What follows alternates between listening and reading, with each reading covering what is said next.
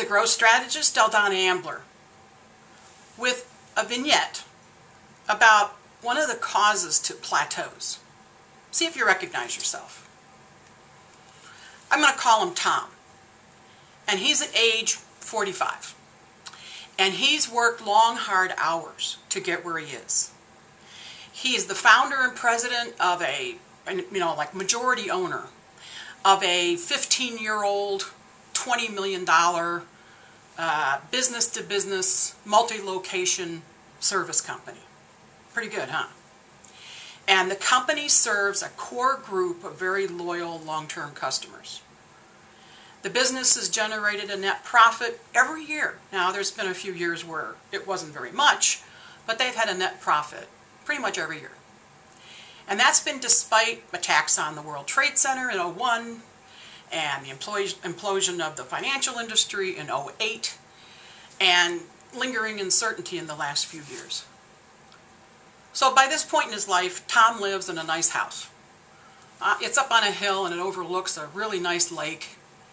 And he drives a nice car, and his kids' tuition's paid off.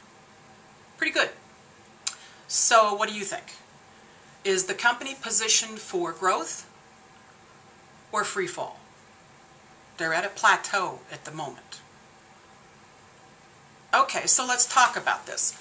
You know, no vignette's ever going to give you enough information to know everything, but there's enough in what I've told you to raise some poignant questions. So these are the kinds of things I would want to know.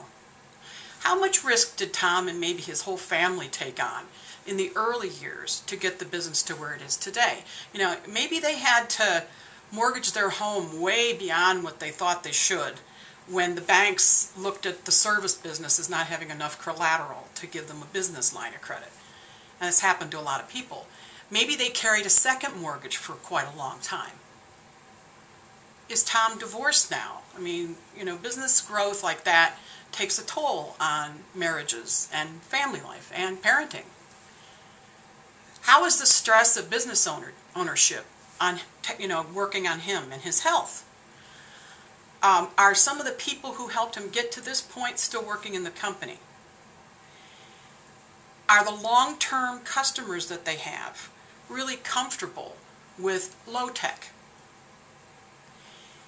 And even though the business has generated net profit each year, has Tom taken a hit from maybe a recent product launch that didn't work out very well? Or they tried to launch a branch location and it didn't take.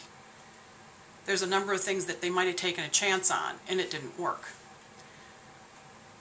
The number one cause of plateaus is when the decision makers, the owners, become risk adverse.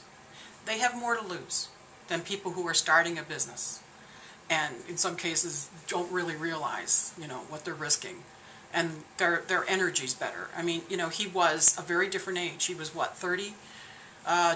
He was in his 20s. If it's a 15-year-old company, he was 30 years old. That's the number one cause of plateaus. So if you identify with Tom and you feel like it's about time for your business to start taking care of you, it's time for you to coast a little bit and not take any chances and make sure you're still driving a good car.